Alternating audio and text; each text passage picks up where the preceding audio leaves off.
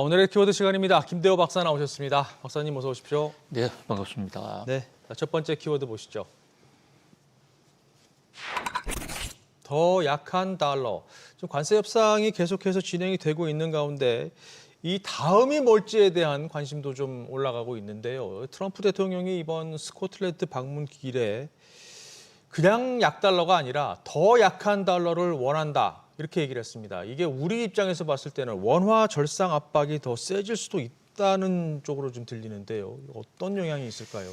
예, 트럼프 대통령이 달러 환율에 대해서 아주 구체적인 입장을 밝혔습니다. 그동안 어떤 자리에 가서는 약달러, 어떤 자리에서는 강달러 그랬죠. 이렇게 주장을 해서 여러 사람들을 헷갈리게 했는데요. 사실 외환 정책에 관해서는 그렇게 헷갈리게 하는 것이 정답입니다. 어떤 방향성을 주면 그 자체로 시장의 교란 행위가 일어나거든요. 그래서 모호하게 얘기를 해야 되고 또 이렇게 모호하게 얘기하는 것에 대해서 국제금융시장은 환율에 관한 한 외환에 관한 한 일정 기간 이해하는 그 컨센서스로 그냥 인정하는 그런 분위기입니다. 그래서 굳이 트럼프 대통령 입장에서는 약달러냐 강달러 얘기할 필요가 없는데 백악관을 떠나면서 유럽으로 향하기 직전에 기자들과의 기자회견장에서 자, 약한 달러가 아니라라는 얘기를 해서 상당히 주목을 끌었습니다. Not weak 달러. 이것은 약달러가 아니면 강달러 아니냐라고 오해할 수가 있는데 트럼프 특유의 이중부정화법. 나는 약달러 원치 않는다.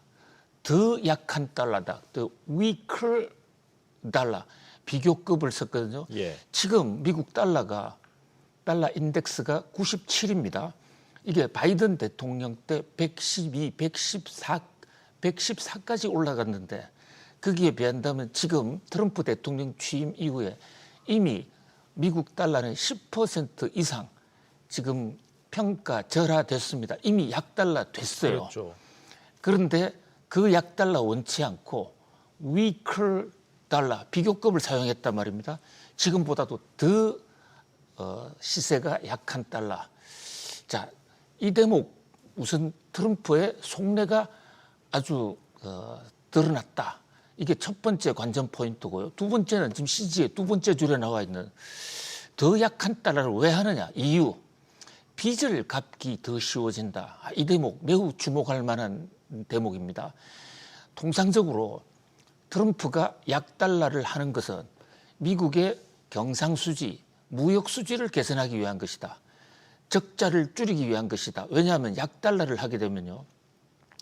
미국의 상품이 외국으로 팔 때 약달러 덕분에 외국으로 나가는 상품의 가치가 가격이 싸집니다. 그 바람에 미국의 수출은 외국에 할 때 잘 돼요. 반대로 약달러가 된다는 것은 미국과 경쟁 관계에 있는 나라가 그 나라 통화가 강세가 된다는 얘기인데 이를테면 일본, 한국, 대만 등이 통화 가치가 상승을 하면 그것을 미국에 팔 때 가격이 너무 높아져서 수출을 잘 못합니다. 그래서 무역 수지가 개선되는데요. 이 정도는 우리 삼척 동자도 다 알고 있는 트럼프는 이른바 마가 프로젝트, 미국을 위대하게를 달성하기 위해서 무역 수지 개선을 할 것이다. 그 개선을 하면 그 과정에서 하기 위해서는 달러 약세가 어느 정도 필요할 것이다. 그런데 트럼프 대통령이 이 달러 약세 정책을 일방적으로 쓰고 가지 못한 데는 나름의 한계가 있습니다. 그것은 약한 달러를 계속하면요. 달러가 계속 떨어져? 이러면 누구도 달러를 보유하고 싶지 않을 겁니다. 떨어지는 통화에 그걸 보유했다가 가치가 계속 감소하는데요. 그러면 전 세계가 달러를 쓰지 않게 되면 이것이 달러 패권, 그러니까 미국 달러 기축 통화가 흔들릴 수가 있습니다. 실제로 중국 시진핑 국가주석 틈만 나면 중국 위안화를 기축 통화하자 도전을 하고 있는 상황입니다. 바로 그래서 약달러 얘기를 했다가 조금이라도 시장이 흔들릴 것 같으면 나는 원래 강달러를 원하는 거야. 또 했다가 국제 수지가 흔들리면 약달러로 갈팡질팡. 사실 이게 의도된 미치광이 전략으로 예, 보여지는데요. 그런데 왜 이번에는 아주 세게 weaker 달러, 더 약한 달러를 원하느냐라고 자신 있게 얘기했느냐. 저것은 가장 핵심 요인이 스테이블 코인이라고 봅니다. 어허. 스테이블 코인을 이미 지니어스법을 발동을 해서 지금 달러 베이스의 스테이블 코인이 마구 발행되고 있습니다. 예. 자, 그렇게 발행이 되면 스테이블 코인, 달러 스테이블 코인을 발행하려면 반드시 달러나 달러 베이스의 미국 국채를 사야 됩니다. 지금 미국의 달러 스테이블 코인은 미국에서만 팔자는 게 아니거든요. 한국에서도 유럽에서도 일본에서도 팔자는 전략입니다. 예. 그러면 일본 사람들이, 유럽 사람들이, 한국 사람들이 달러 스테이블 코인을 발행할 때마다 미국 달러를 사가지고 합니다. 그러면 미국이 달러 약세를 아무리 해도 달러는 계속 팔리겠죠. 그렇죠. 그럼 전 세계에 확산이 되면 달러 패권이 걱정이 없다. 바로 이런 점에서 이것을 제2의 페트로 달러라고 그렇게 얘기하는, 그러니까 달러를 금태환 제도도 없애고 아무리 약세를 해도 원유를 사기 위해서 1973년부터 이른바 사우디와 미국의 비밀 협정에서 페트로 달러 해놓으니까 각국들은 계속해서 달러를 사 모았거든요. 예. 바로 그래서 지금은 스테이블 코인이 페트로 달러를 대체해서 이 스테이블 코인을 트럼프는 약 4조, 시가총액을 4조 달러를 만들겠다. 현재 시가총액이 2,600억 달러 정도밖에 안 돼요. 13배 정도 늘리겠다는 겁니다. 그러면 당분간은 약달러로 인해서 달러 패권이 무너질 걱정이 없는 겁니다. 마음 놓고 약달러, 더 약한 달러로 갈 수 있게 됐다. 자, 그러면 관세가 현재 마음에, 예를 들어서 관세 협상을 통해서 트럼프 마음에 들면 큰 문제가 없겠습니다만은 현재 관세만으로 과연 미국의 오랜 고질병인 무역 적자가 해결이 안 될 수도 있습니다. 그렇다면 스테이블 코인 때문에 정지 작업이 다 돼 있기 때문에 예. 본격적으로 환율 협상을 할 수 있다. 자, 우리나라의 경우에도요. 트럼프 대통령과 베센트 재무장관이 한국에 대해서 무역 협상에서 환율은 빼자. 환율은 빼고 그것은 재무부의 별도의 미국 재무부와 타스크포스를 별도로 운영하고 있습니다. 그리고요. 이번에 앵커님 잘 지적을 해 주셨는데 트럼프가 각국에 대해서 평가 절상 압력을 가할 가능성이 있는데 저는 이게 미란 보고서에서 얘기한 것처럼 프라자 협의 같은 것을 하지는 않을 것으로 보여집니다. 예. 미국이 전략을 바꿨어요. 그러니까 전국적으로, 전 세계적으로 달러 가치를 떨어뜨리고 미국과 경쟁 관계에 있는 다른 나라 통화를 평가 절상시키는 게 아니라 무역 흑자가 많은 나라에 대해서 개별적으로 그 목적 타격을 하는 것이죠. 뭐 그런 면에서 이 프라자 협상은 아니지만 어떤 면에서는 그보다 더 무서운 환율 평가 절상 압력이 올 수 있다. 네. 트럼프의 이 더 약한 달러 선언 이 대목 좀 네. 주목해 볼 필요가 있을 것 같습니다. 우리로서는 상당히 긴장해야 되는 발언이었군요. 알겠습니다. 자, 다음 뉴스 키워드 보시죠. 금리 인하. 자, 이번 주 뉴욕 증시 FOMC 회의에도 시선을 고정하고 있는데요. 일단 기준금리는 이번에는 유지가 될 것이 거의 확실시 되는데 문제는 이제 앞으로입니다. 파월 의장의 발언에 지금 귀추가 주목되는데요. 어떤 발언이 나올 것으로 예상을 하시는지요? 예, 이번 주가 그야말로 그 슈퍼 위크 금융시장에 또 세계 경제의 운명을 좌우하는 빅 이벤트들이 아주 줄줄이 대기하고 있습니다. 예. 특히 지금 무역 협상, 전 세계를 상대로 하는 무역 협상에 대단히 이번 주를 맞고 있는데요. 지금 미국과 유럽은, EU는 타결했다라고 트럼프 대통령이 지금 소식을 들려왔습니다. 그 자세한 내용이 이제 7월 28일 미국 시간으로 월요일 날 공표가 될 것 같고요. 화요일 날은 소비자 신뢰지수, 관세 폭탄 속에서도 미국 소비자는 살아있는지, 건재하는지. 자, 그 다음에 30일 미국 시간으로 30일입니다. 우리 시간으로는 그 다음 날인 31일 새벽에 연준이 FOMC 결정 내용을 발표합니다. 여기서 과연 어떤 내용을 발표하느냐. 또 이날은 2분기 GDP 속보치가 나옵니다.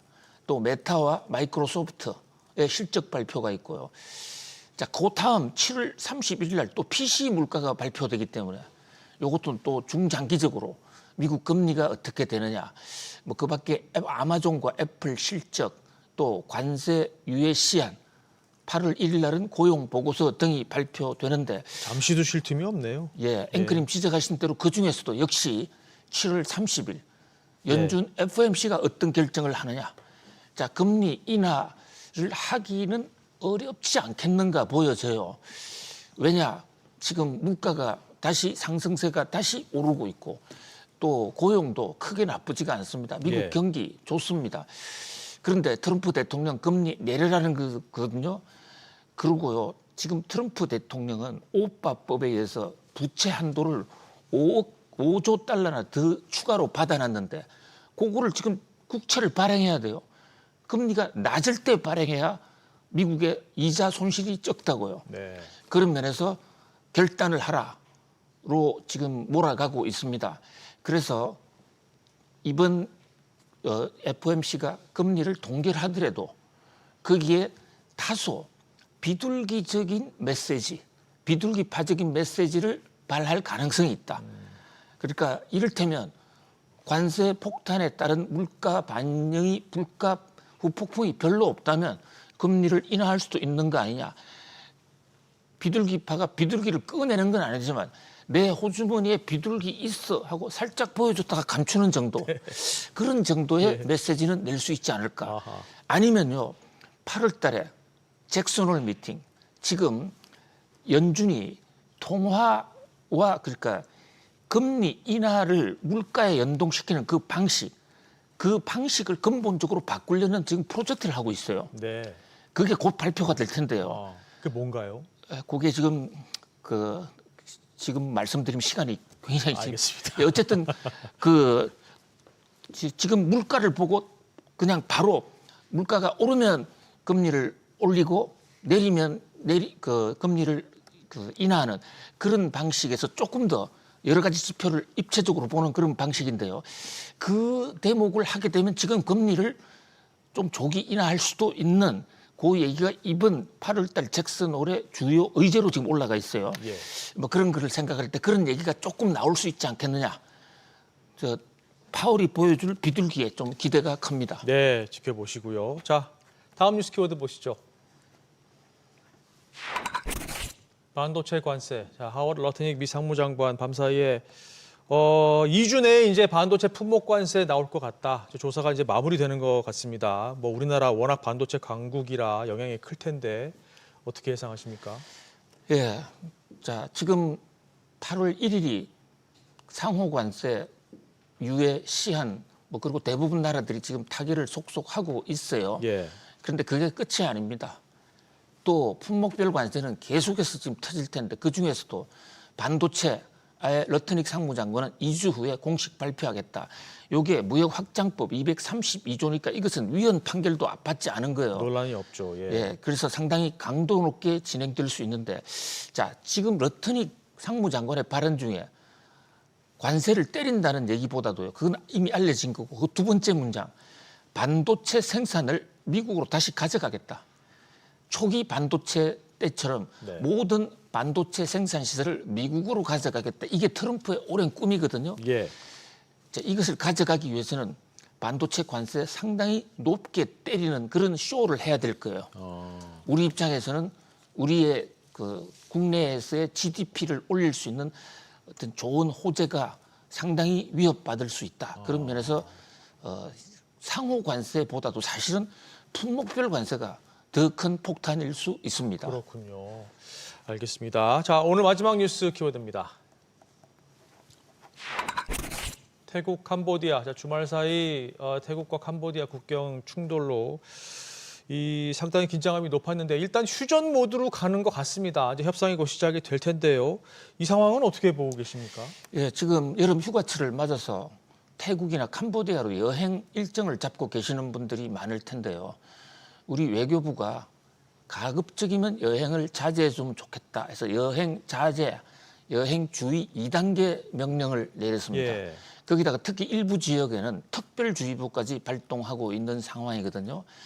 지금 뭐 일부 지역은 캄보디아가 먼저 공습을 하는 바람에 수많은 민간인이 지금 사망하는 상당히 평상시에는 찾아보기 힘든 참극이 생기고 있는데요. 예. 트럼프가 중재해서 만나서 휴전을 하라고 그랬지만 이게 지금 붙었다가 휴전했다가 계속해서 전전반척하는 거기 때문에 한치 앞을 알 수가 없습니다. 왜 태국과 캄보디아가 이렇게 국경 분쟁을 일으키느냐? 이게 프랑스 때문입니다. 프랑스가 캄보디아를 지배할 때 국경선을 아주 애매하게 잘못 만들어가지고 지금 일으키는 전쟁인데 아프리카나 중동 지역에도 프랑스나 영국이 식민 지배할 때 이런 실수를 해서 전쟁들이 많이 일어나거든요. 아무튼 안전사고에 피해가 없도록 태국과 캄보디아 사태도 우리 좀 예의주시해야 될 것으로 보여집니다. 그렇군요. 자, 오늘 짚어본 뉴스 키워드 다시 한번 보시죠. 더 약한 달러, 금리 인하, 그리고 반도체 관세, 태국, 캄보디아 이렇게 짚어봤습니다. 박사님 오늘도 잘 들었습니다. 고맙습니다. 감사합니다.